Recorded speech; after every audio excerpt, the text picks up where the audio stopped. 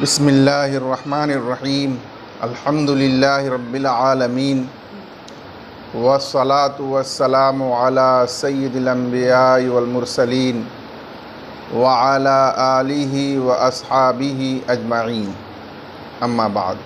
जी, बिस्मिल्लाहिर्रहमानिर्रहीम इल्ला अन्नहु इज़ा अस्लमा अन-नक़ूद फ़ी ज़अफ़रान व नहविही यजूज़ु व इन जमअहुमा अल-वज़न लिअन्नहुमा ला यत्तफ़िक़ान फ़ी सिफ़ति अल-वज़न फ़इन्न अज़-ज़अफ़रान यूज़नु बिल-अमनाइ व हुवा मुफ़्तिरुन यतअय्यनु बित-तअयीन वन-नक़ूद तूज़नु बिस-संजाति व हुवा थमनुन ला यतअय्यनु बित-तअयीन वलौ बाअ बिन-नक़ूद मुवाज़नतन व क़बज़हा सह التصرف فيها قبل الوزن وفي الزعفران وأشباهه لا يجوز فإذا اختلف فيه صورة ومعنى وحكما لم يجمعهما القدر من كل وجه فتنزل الشبهة فيه إلى شبهة الشبهة وهي غير معتبرة.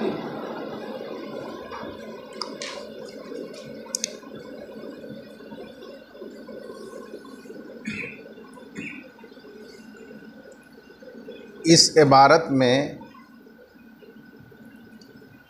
एक सवाल मुक़द्दर का जवाब दिया गया है, इसलिए पहले आप हज़रात को वो सवाल अच्छी तरह ज़हननशी करना होगा,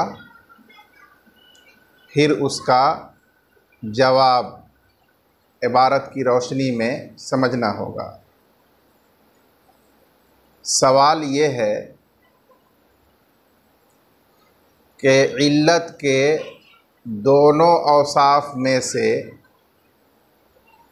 एक वस्फ़ भी मौजूद हो तो नसीआ हराम है, यानी इल्लत के दो औसाफ हैं, जिन्स और क़द्र। अगर बै की किसी सूरत में एवज़ैन हम जिन्स हो, अगरचे वो मकील या मौज़ून न हो, या एवज़ैन मकील या मौज़ून हो अगरचे वो हम जिन्स न हो, तो इन दोनों सूरतों में बै का नक़द होना ज़रूरी है।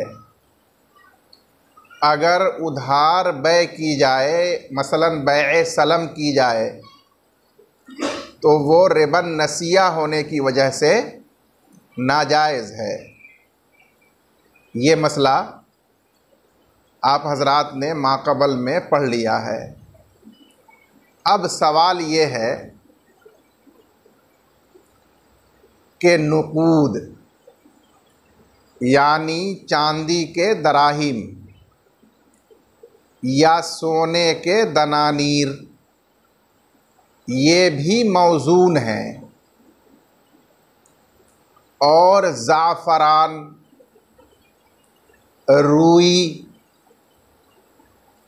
लोहा, ये चीज़ें भी मौज़ून हैं। अब एक आदमी ने 1000 दिरहम रअसुल माल का अक़दे सलम किया,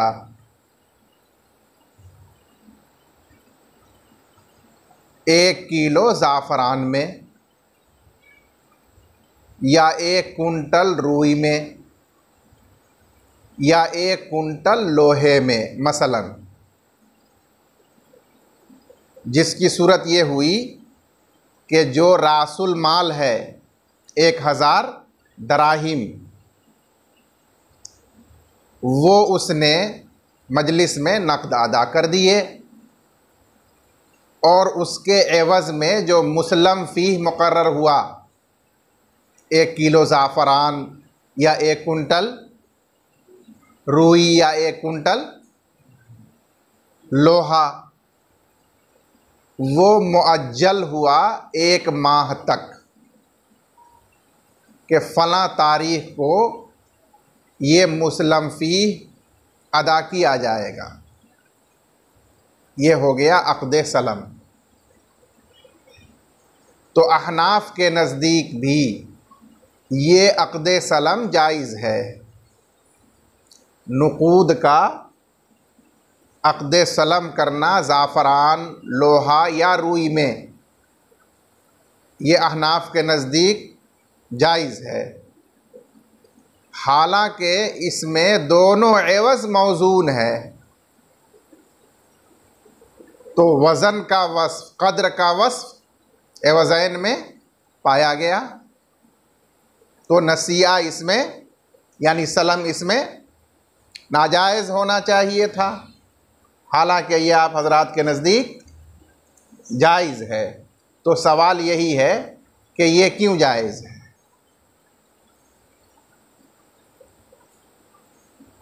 तो उसका जवाब ये दिया कि अभी आप हज़रात ने ये पढ़ा है कि रिबल फ़ज़ल ये हकीकतुर रिबा है और रिबन नसिया ये शुबहतुर रिबा है, क्योंकि अन्नक़दु खैरुम मिनन नसिया के तहत नक़द की जानिब में ज़्यादती का शुबहा होता है। तो बस ये शुबहतुर रिबा हुआ। अब यहाँ जो दोनों एवज़ मौज़ून हैं, तो दोनों का वज़न मुख्तलिफ है। हकीकतन यानी सूरतन भी मुख्तलिफ है दोनों का वज़न, क्योंकि ज़ाफ़रान, रुई या लोहा ये तौलने के वज़न के बाटों से तौले जाते हैं। जैसे बड़ी बड़ी चीज़ें बाट से तौली जाती हैं, तो ये ज़ाफ़रान हो या रुई हो या लोहा हो, तौलने के बाट से इन्हें तौला जाता है, वज़न किया जाता है। जबकि सोना और चांदी यानी दराहिम या दनानीर ये छोटे छोटे संगरेज़ों से तौले जाते हैं। तो दोनों के वज़न का मेयार मुख्तलिफ है। आज भी सोना और चांदी को रत्ती और भरी से तौला जाता है, और पैदावार को चाहे रुई हो, ज़ाफ़रान हो, लोहा हो, इनको किलोग्राम से तौला जाता है। तो दोनों में वज़न का मेयार अलग अलग है। इसी तरह से मानन भी दोनों मौज़ून मुख्तलिफ हैं। नुक़ूद ये मुतअय्यन करने से भी मुतअय्यन नहीं होते, दराहिम व दनानीर, ये बात आप बार बार पढ़ चुके हैं, क्योंकि ये ज़िम्मे में वाजिब होते हैं, वाजिबुल अदा होते हैं। खारिज में मुतअय्यन करने से भी मुतअय्यन नहीं होते। इसीलिए अगर बैअ शिरा में इशारे के ज़रिए दराहिम व दनानीर को मुतअय्यन करके और उनके एवज़ में किसी चीज़ की ख़रीद व फ़रोख्त की जाए, तो वही मुअय्यन दराहिम व दनानीर वाजिब नहीं होते हैं। अदा करने वाला उनके अलावा दूसरा भी अदा कर सकता है, उसको मजबूर नहीं किया जाएगा मुअय्यन दराहिम और मुअय्यन दनानीर को अदा करने पर। हालांकि ये ज़ाफ़रान या रुई या लोहा ये आसमान के कबील से नहीं, ये आयान के कबील से है। सामानों की तरह ये मुतअय्यन करने से मुतअय्यन हो जाते हैं। तो ये दोनों मौज़ून हैं, लेकिन दोनों मानन मुख्तलिफ हैं। एक वो मौज़ून है जो मुतअय्यन करने से मुतअय्यन नहीं होता है, आसमान के कबील से है। और दूसरा वो मौजून है जो आयान के कबील से है, वो मुतय्यन करने से मुतय्यन हो जाता है। और हुक्मन भी दोनों मुख्तलिफ हैं। हुक्मन मुख्तलिफ ये हैं कि अगर किसी ने दराहिम और दनानीर के एवज़ में वज़न मालूम की शर्त पर कोई सामान बेचा और ख़रीदा और उस मालूम वज़न के बक़द्र दराहिम या दनानीर यानी सोने या चांदी पर कब्ज़ा कर लिया, तो उन दराहिम व दनानीर मकबूज़ा में तसर्रुफ़ करना काबिज़ के लिए जायज़ है, वज़न का इआदा किए बग़ैर भी। दोबारा उसमें अपने लिए वज़न करना ज़रूरी नहीं है। हालांकि अगर ज़ाफ़रान, रूई या लोहा या दीगर किसी मौजून चीज़ को ख़रीदा वज़न मालूम की शर्त पर, तो कब्ज़ा करने के बाद तसर्रुफ़ करने से पहले वज़न करना उसमें लाजिम और ज़रूरी होता है। मसला पीछे गुज़र चुका है, क्योंकि हो सकता है कि उसमें कुछ मिक़दार ज़ायद हो जिसका वो मालिक नहीं है, तो इआदे वज़न से कबल वो उसमें तसर्रुफ़ नहीं कर सकता। और नुकूद में, दराहिम दनानीर में कब्ज़ा करने के बाद बग़ैर वज़न का इआदा किए हुए उसमें तसर्रुफ़ करना जायज़ होता है। तो हुक्म शरई के एतबार से भी दोनों मौजून होने के बावजूद मुख्तलिफ है। इस मौजून का हुक्म अलग है, इस मौजून का हुक्म अलग है। तो इन तीन वजूह से ये दोनों मौजून मुख्तलिफ है। पस वस्फ़े वज़न के तहक्कुक में भी शुबहा हो गया। पहले से तो ये शुबहतुर रिबा था ही, अब उसमें मज़ीद एक शुबहा पैदा हुआ, शुबहतुल वज़न, कि ये दोनों मौजून में मुत्तफ़िक़ और मुत्तहिद हैं या नहीं हैं। वज़न का भी शुबहा हो गया, मौजून होने का भी शुबहा हो गया। तो अब इस सूरत में शुबहतु शुबहा लाजिम आया, शुबहा दर शुबहा लाजिम आया। और ये आप पीछे पढ़ चुके हैं कि बरबिनाए एहतियात या सद्दे ज़रिया शुबहा तो मोतबर है, लेकिन शुबहतु शुबहा मोतबर नहीं है। इसलिए इस शुबहतु शुबहा का शरअन एतबार नहीं किया गया और इसको अहनाफ ने भी जायज़ करार दे दिया। ये है जवाब। इल्ला अन्नहु इदा असलमन नुकूद फ़ी ज़ाफ़रानी व नहविही, मगर ये कि जब किसी ने बैए सलम की, नुकूद की, दराहिम व दनानीर की, ज़ाफ़रान और उसके मानिंद किसी मौजून चीज़ में, यजूज़ु, तो ये बैए सलम अहनाफ के नज़दीक भी जायज़ है। व इन जमाअहुमल वज़नु, अगरचे वज़न का वस्फ़ दोनों को जामिअ है कि नुकूद भी मौजून है और ज़ाफ़रान वग़ैरह भी मौजून है, तो ज़ाहिर क़ियास के मुताबिक इसमें सलम नसिया होने की वजह से जायज़ नहीं होना चाहिए, लेकिन जायज़ है।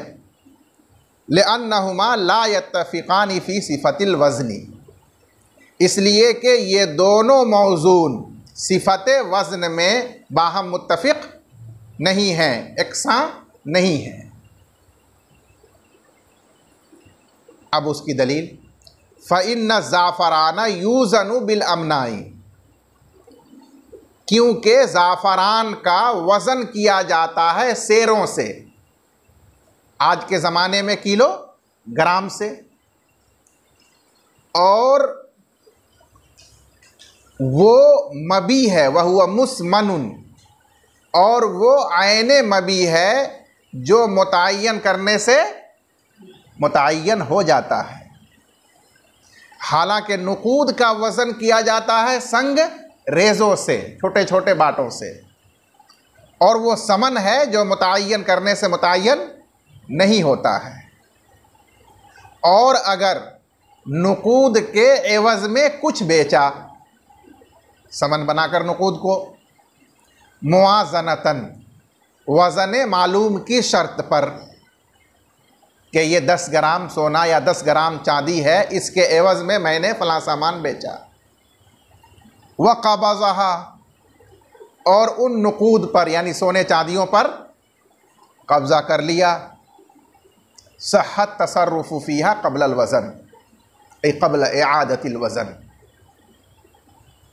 तो उन नुकूद में तसर्रुफ़ करना, किसी को हिबा करना, सदका करना या उनके एवज़ में कुछ चीज़ ख़रीद लेना, तसर्रुफ़ करना उनमें जायज़ है, काबिज़ की तरफ से वज़न का इआदा करने से पहले।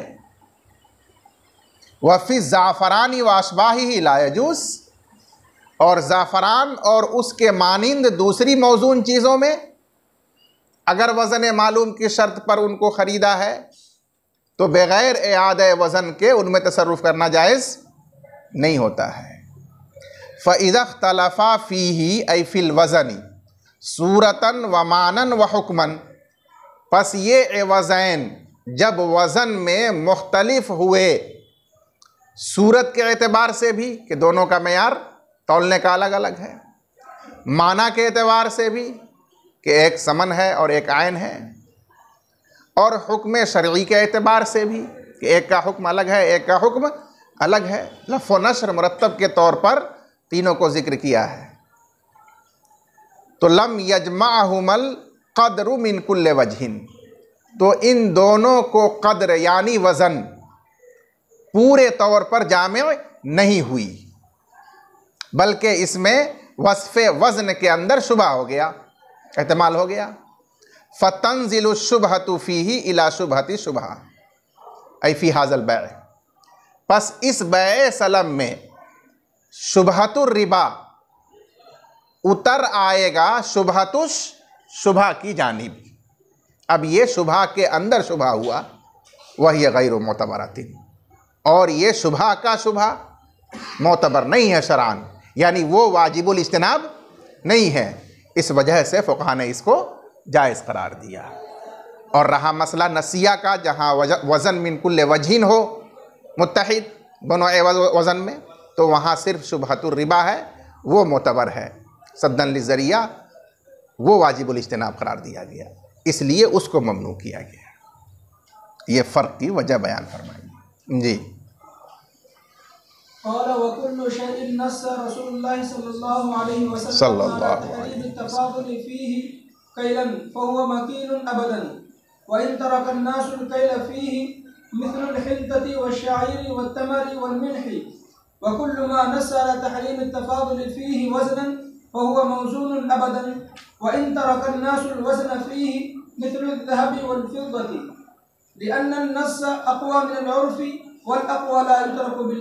बस चूँकि हमारे अहनाफ के नज़दीक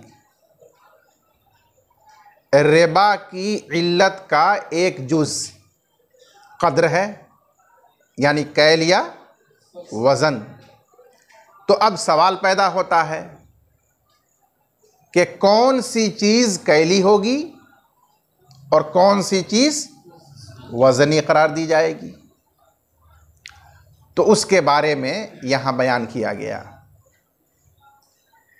कि जिन चीज़ों के कैली होने के बारे में नस मौजूद हो, यानी जो मकील मनसूस हो, वो हमेशा के लिए मकील ही होगी, अगरचे उसके बारे में उर्फ बाद में बदल जाए, यानी लोग उसमें वज़न के ज़रिए मामला करने लगे।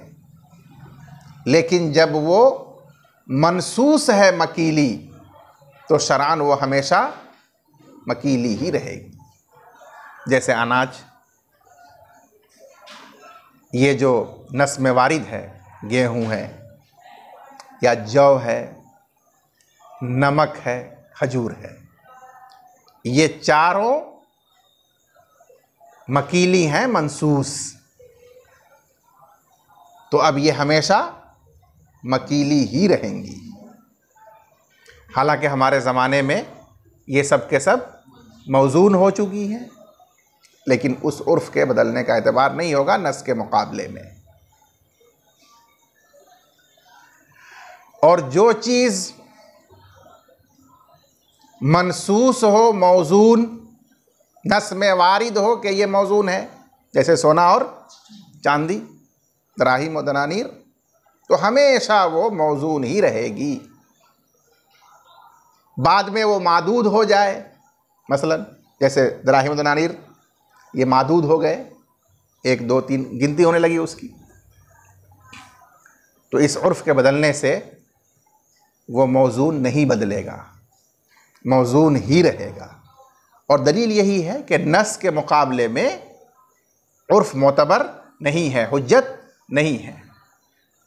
जब उस बारे में कैल या वज़न की नस मौजूद है तो नस कवी है लोगों की आदत और उर्फ़ के मुकाबले में, इसलिए नस का एतबार किया जाएगा और मकील चीज़ मकील ही रहेगी, मौजून चीज़ मौजून ही रहेगी, अगरचे लोगों का उर्फ़ बदल जाए। इसको फरमाया अल्लामा क़ुदूरी रहमतुल्लाह अलैह ने, व कुल्लु शैइन नस्स रसूलुल्लाह सल्लल्लाहु अलैहि वसल्लम अला तहरीमी तफाज़ुली फ़ीही कैलन।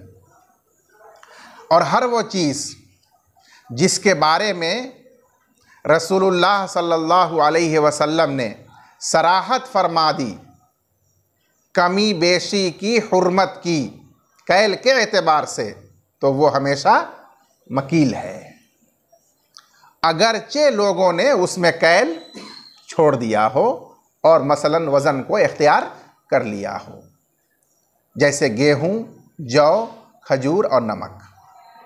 और हर वो चीज़ जिसमें रसूलुल्लाह सल्लल्लाहु अलैहि वसल्लम ने कमी बेशी की, हुर्मत की, सराहत फरमा दी वज़न के एतबार से, तो वो चीज़ हमेशा मौजून होगी, अगरचे उसमें लोगों ने वज़न छोड़ दिया हो और गिनती और आदत को इख्तियार कर लिया हो, जैसे सोना और चांदी यानी इनके सिक्के, दराहिम व दनानीर। लिअन्ना नस्स अक़वा मिनल उर्फ़ी वल अक़वा ला युतरकु बिल अदना, इसलिए कि नस उर्फ़ से ज़्यादा कवी है और ज़्यादा कवी को अदना की वजह से नहीं छोड़ा जाता है, इसलिए लोगों के उर्फ़ और आदत की वजह से नस को नहीं छोड़ा जाएगा। जी।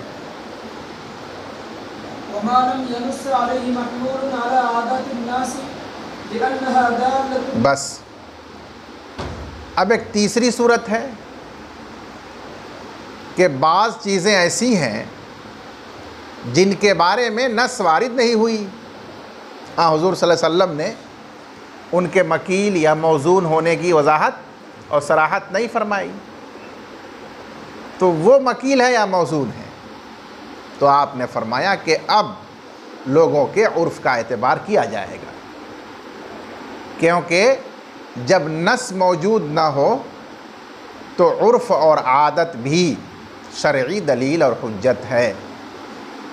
अब्दुल्ला इब्न मसऊद रज़ी अल्लाह ताला अन्हु से रिवायत है कि मा रआहुल मुस्लिमून हसनन फ़हुवा इंदल्लाहि हसनुन, जिस चीज़ को आम मुसलमान बेहतर समझें तो अल्लाह के नज़दीक भी वो बेहतर है, उसको इख्तियार करना चाहिए। वमा रआहुल मुस्लिमून क़बीहन फ़हुवा इंदल्लाहि क़बीहुन, और जिस चीज़ को आम मुसलमान बुरा समझें तो अल्लाह के नज़दीक भी वो चीज़ बुरी है, उससे बचना चाहिए। इस असर की वजह से फ़ुक़हा ने लोगों के उर्फ़ का एतबार किया दलील और हुज्जत के तौर पर। व मालम यनुस्स अलैहि, और वो चीज़ जिसकी सराहत नहीं फरमाई, यानी जिसके मकील या मौजून होने की सराहत नहीं फरमाई रसूलुल्लाह सल्लल्लाहु अलैहि वसल्लम ने, तो वो महमूल है लोगों के उर्फ़ पर, लोगों की आदत पर। यहाँ आदत से मुराद उर्फ़ आम है। अगर लोगों की आदत और उर्फ उसमें कैल की हो तो वो मकील है, और वज़न की आदत हो, वज़न का उर्फ आम हो तो वो मौजून है। लिअन्नहा दाल्लतुन ऐ शरअन, इसलिए कि उर्फ भी शरई दलील है, बशर्ते कि उसके मुकाबले में कोई नस या इजमा मौजूद ना हो। जी।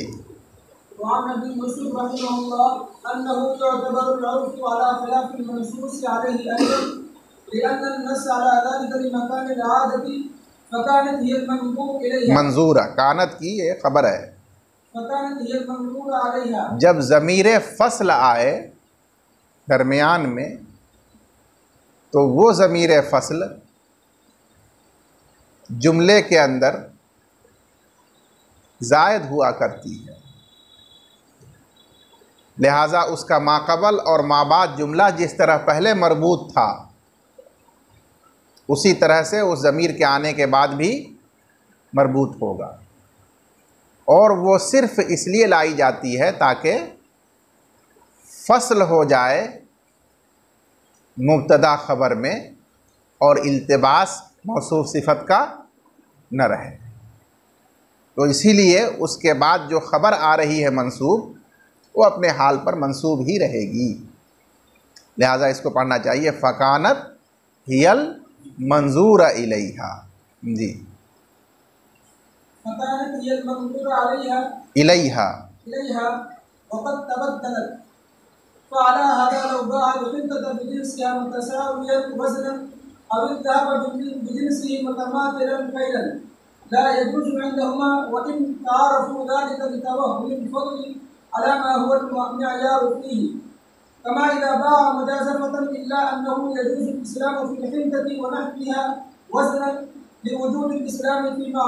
बस। इस मसले में हज़रत इमाम अबू यूसुफ़ रहमतुल्लाह अलैह से नवादिर की एक रिवायत नक़ल की गई है। वो रिवायत ये है कि चीज़ों के मकील या मौजून होने में उर्फ़ का एतबार है मुतलक़न, यानी जिन चीज़ों के बारे में सरकार दो आलम सल्लल्लाहु अलैहि वसल्लम ने मकील होने की सराहत फरमाई या मौजून होने की सराहत फरमाई, लेकिन बाद में उर्फ़ लोगों का बदल गया कि मकील बाद में अब वो मौजून हो गया, लोग उसमें वज़न के ज़रिए मामला करते हैं, या जो मौजून था वो बाद में मकील हो गया, अब उसमें लोग कैल के ज़रिए मामला करने के आदी हो गए। और जो चीज़ें गैर मनसूस थीं उनमें तो खैर है ही उर्फ़ का एतबार। तो बस इमाम अबू यूसुफ़ फरमाते हैं कि हर हाल में लोगों के उर्फ़ का एतबार किया जाएगा कि जिस चीज़ में लोग मामलात कैल से करते हो वो मकील है, और जिस चीज़ में मामलात वज़न से करते हो वो मौजून है, खाह वो उर्फ़ नस के ख़िलाफ़ ही क्यों ना हो, फिर भी मोतबर उर्फ़ ही होगा। अब यहाँ वो सवाल पैदा होगा कि नस तो ये शारे से मनकूल है और शारे मासूम है, इसलिए उससे जो नस मनकूल है वो ख़ता से, एहतमाल ख़ता से महफूज है, और लोग वो तो मासूम नहीं हैं, इसलिए उनकी आदत या उनका उर्फ़ ख़ता पर मबनी हो सकता है। इसलिए जो फ़ुक़हा ने ज़ाब्ता बयान किया है कि नस के मुकाबले में उर्फ़ का एतबार नहीं किया जाएगा, इमाम अबू यूसुफ़ रहमतुल्लाह अलैह की ये रिवायत तो उस ज़ाब्ते के ख़िलाफ़ है। ये सवाल होगा इस पर। तो इमाम अबू यूसुफ़ रहमतुल्लाह अलैह ने बहुत उम्दा जवाब दिया, और बिलाशुबहा इस मसले में ऐसा मालूम होता है कि हक़ इमाम अबू यूसुफ़ रहमतुल्लाह अलैह की रिवायत के साथ है। हज़रत ने फरमाया कि हुज़ूर सल्लल्लाहु अलैहि वसल्लम ने जिन बातों की सराहत फरमाई तो वो दो किस्म पर हुआ करती थी। बाज़ वो बातें जो बतौर दीन अल्लाह की तरफ से वही की गई और आपने उनकी वजाहत और सराहत फरमाई। जाहिर है कि वहाँ अब लोगों का उर्फ उसके ख़िलाफ़ हो, उसके मुकाबिल हो, तो उसका कोई एतबार नहीं किया जाएगा। और बाज़ बातें वो हैं जो हुज़ूर सल्लल्लाहु अलैहि वसल्लम ने ख़ुद उर्फ़ के एतबार से बयान फरमाई। चूँकि उर्फ़ मोतबर है तो आपके ज़माने में जो उर्फ़ था उसी उर्फ़ का एतबार करके आपने बयान फरमाई। बाकायदा उसके बारे में बतौर दीन के वही नहीं नाजिल हुई आप पर। तो जब ख़ुद हुज़ूर सल्लल्लाहु अलैहि वसल्लम ने उसमें उर्फ़ का एतबार कर ही के उसको बयान फरमाया तो मालूम हो गया कि ये हुक्म मबनी है उर्फ़ पर। आपने उर्फ़ ही का एतबार करके अपने ज़माने के लिहाज से बयान फरमाया। अब जब वो मबनी है उर्फ़ पर तो आइंदा जब उर्फ़ बदलेगा तो वो हुक्म भी बदल जाएगा। जब हम देखते हैं तो ये पाते हैं कि हुज़ूर सल्लल्लाहु अलैहि वसल्लम के ज़माने में ये चारों चीज़ें मकील थीं तो आपने फरमा दिया कि ये मकील हैं। और सोना और चांदी आपके ज़माने में ये दोनों मौजून थे तो आपने फरमा दिया कि ये मौजून है। तो ख़ुद आपने उर्फ़ ही का एतबार करके इनको मकील या मौजून करार दिया था। तो जब इसमें उर्फ़ का ही एतबार करना असल ठहरा तो बाद में अगर वो उर्फ़ बदल जाएगा तो हम उर्फ़ का एतबार करके अब उसको मकील या मौजून जदीद उर्फ़ के लिहाज से करार देंगे। ये इमाम अबू यूसुफ़ रहमतुल्लाह अलैह ने इरशाद फरमाया। और आज के ज़माने में आप इसकी क़ुव्वत को समझ सकते हैं कि आज तकरीबन अशिया के अंदर कैल ख़त्म है। हत्ता के कैल का कोई पैमाना भी अब दस्तयाब नहीं होता है यकसां। अब हर जगह वज़न राइज है, हर चीज़ में वज़न राइज है। जाहिर है कि अब इमाम अबू यूसुफ़ रहमतुल्लाह अलैह की इस रिवायत को लेने के अलावा कोई चारा नहीं। वान अबी यूसुफ़ रहिमहुल्लाह अन्नहु युअतबरुल उर्फ़ु अला खिलाफ़िल मंसूस अलैहि अयज़न। और हज़रत इमाम अबू यूसुफ़ रहमतुल्लाह अलैह से एक रिवायत है कि उर्फ़ मोतबर होगा मंसूस अलैह के ख़िलाफ़ भी। मंसूस अलैह मकील है लेकिन जदीद उर्फ़ उसमें मौजून का हो गया तो मौजून है। लिअन्न नस्स अला ज़ालिका लिमकानिल आदा, इसलिए कि उसके मुताल्लिक़ नस यानी सराहत सरकार दो आलम सल्लल्लाहु अलैहि वसल्लम की तरफ से उर्फ़ ही की वजह से हुई। लिअन्न नस्स अला ज़ालिका लिमकानिल आदा ऐ लिवुजूदिल उर्फ़, इसलिए कि उर्फ़ ही की वजह से उसकी सराहत वारिद हुई, नस वारिद हुई। फ़कानत हियल मंजूर इलैहा, लिहाजा उर्फ़ ही पेशे नज़र हुआ या उर्फ़ ही पेशे नज़र था। और ये मसला उर्फ़ पर ही मबनी था इब्तिदा में। ये कोई अल्लाह की तरफ से बतौर दीन वही का मामला नहीं था।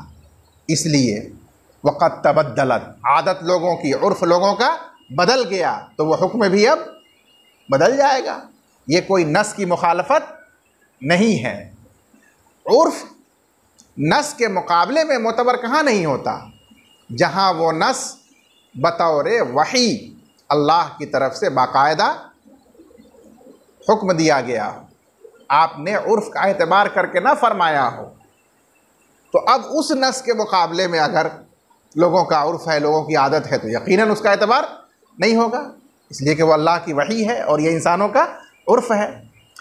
लेकिन जो बात आपने ख़ुद उर्फ़ ही को पेश नज़र रख कर फरमाई हो तो उसमें तो उर्फ़ बदलने से हुक्म बदलेगा। फ़अला हाज़ा, पस इस इख्तिलाफ़ की बिना पर अगर किसी ने गेहूँ को उसी की जिन्स के एवज़ गेहूँ से बेचा,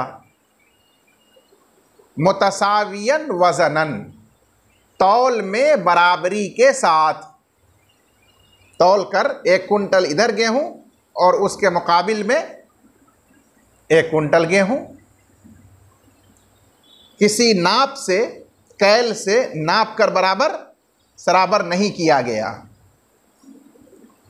या सोने को बेचा उसी की जिन्स के एवज, यानी सोने ही के एवज, कैल में बराबरी के साथ, मुतमासिलन कैलन, कि किसी माप से सोने को पिघलाकर नापा गया और उसी के बराबर दूसरी जानिब सोने के एवज में उसको बेच दिया गया,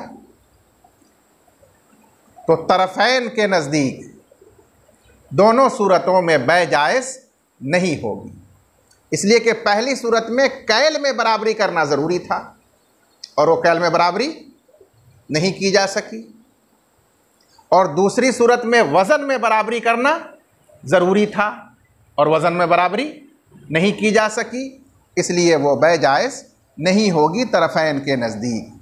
व इन तारफ़ू ज़ालिका, अगरचे आम लोगों ने इसको मुतारफ़ कर लिया हो, यानी उनका उर्फ़ इसके मुताबिक हो चुका हो, फिर भी ये जायज़ नहीं होगा तरफ़ैन के नज़दीक। लेतवहुमिल फ़ज़ली ऐ लिइहतिमाल ज़ियादती अला मा हुवल मियारु फ़ीही, ज़ियादती के एहतिमाल की वजह से उसके मुताबिक जो कि मियार है उसमें, यानी गेहूं में, मज़कूर में मियार क्या है? कैल। तो कैल के एतबार से उसमें ज़्यादती का एहतिमाल है कि वज़न में तो दोनों बराबर हो गए, लेकिन जब माप से मापा जाएगा तो एक जानिब कम और एक जानिब ज़्यादा हो सकता है। वही तौर कि एक जानिब जो है घुनाया हुआ है, खाया हुआ, और दूसरी जानिब बिल्कुल सोकड़ है। तो अब जब उसको आप नापेंगे तो नापने में ये जो हल्का है उसमें से फाजिल बच जाएगा, क्योंकि जब आप तौले थे तो जो सोकड़ है उसके बराबर तौल करने में सोकड़ वाला मिकदार में कम होगी, और ये जो खाया हुआ गुनाया हुआ है ये ज़्यादा उसके मुकाबले में चढ़ेगा। अब नाप में फ़र्क हो जाएगा। तो उसी को फरमाया लेतवाहुमिल फ़ज़ली अला मा हुवल मियारु फ़ीही, ज़्यादती के एहतिमाल की वजह से उसके मुताबिक, उस पैमाइश के मुताबिक जो मियार है, पैमाना है इस मज़कूर में। गेहूं में पैमाना कैल है, कैल के मुताबिक उसमें ज़्यादती हो सकती है एक जानिब।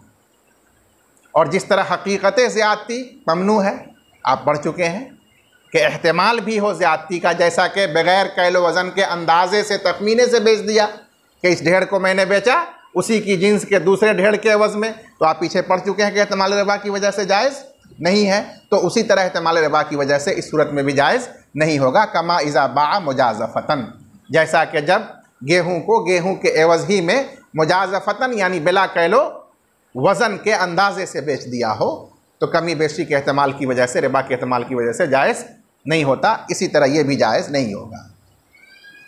इसी तरह दूसरी सूरत में कि सोने को सोने के एवज़ बेचा कैल में बराबरी करके, किसी नाप में बराबर बराबर नाप करके, तो हो सकता है कि इस नापने में तो बराबर हो गया, लेकिन कोई सोने का ढली का ढेला वो ज़्यादा सख्त होने की वजह से वज़नी हो, और दूसरा ढेला नर्म होने की वजह से हल्का हो।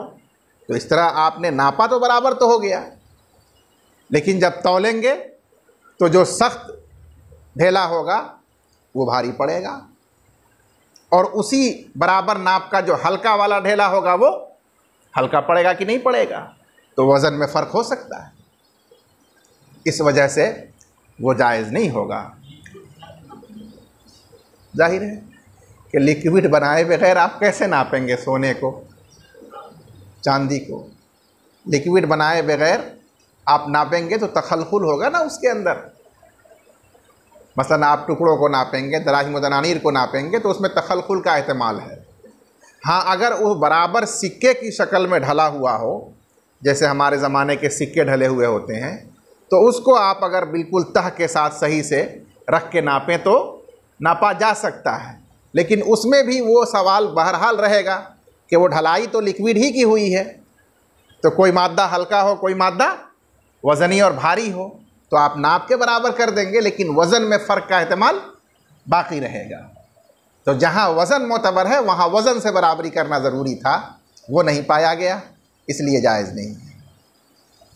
अब यहाँ एक सवाल पैदा हुआ।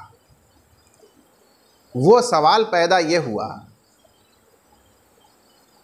कि ये गेहूं मकील है नस के मुताबिक, जौ मकील है नस के मुताबिक। अब एक आदमी ने बैए सलम किया गेहूं में या जौ में नुकूद का। मसलन उसने 100 दराहिम या मौजूदा ज़माने के लिहाज से 1000 रुपये रासुल माल के तौर पर नक़द किसी किसान को दे दिया, अक़्दे सलम के तौर पर कि 2 महीने के बाद फ़लाँ तारीख़ को 1 कुंटल गेहूं या 1 कुंटल जौ आपको अदा करना है। तो ये 1 कुंटल ये क्या हुआ? वज़न तो हुआ। तो हालांकि ये मकील है मनसूस गेहूं और जौ, लेकिन बैए सलम उसमें की जा रही है वज़न के एतबार से। तो ज़ाहिर क़ियास का तकाज़ा ये था कि ये बैए सलम भी जायज़ न हो, क्योंकि जब वो नस के मुताबिक मकील है तो उसमें कैल के एतबार से ही उसको मुतय्यन करना चाहिए कि इतना कफ़ीज़ गेहूं या इतना कफ़ीज़ जौ अदा किया जाएगा, तो वो मालूम और मुतय्यन हो। लेकिन यहाँ बजाय कैल के उसने वज़न से उसकी तायीन की, तो ज़ाहिर क़ियास के मुताबिक ये नस के मुकाबले में उर्फ़ का एतबार किया जाना हुआ। इसलिए जिस तरह तरफ़ैन के नज़दीक बेजिनसी ही जब उसका तबादला हो, बै हो, तो वो जायज़ नहीं है एहतमाल रिबा की वजह से। तो यहाँ भी तो उसने मकील को मौजून के तौर पर लेन देन किया बैए सलम में, तो ये भी नाजायज़ होना चाहिए। ये एक ज़ाहिरी सवाल है। तो हमारे मुसन्निफ़ ने उसका जवाब दिया कि नहीं, बैए सलम तो जायज़ है, मकील में आप वज़न के एतबार से बैए सलम करें तो वो बैए सलम जायज़ है।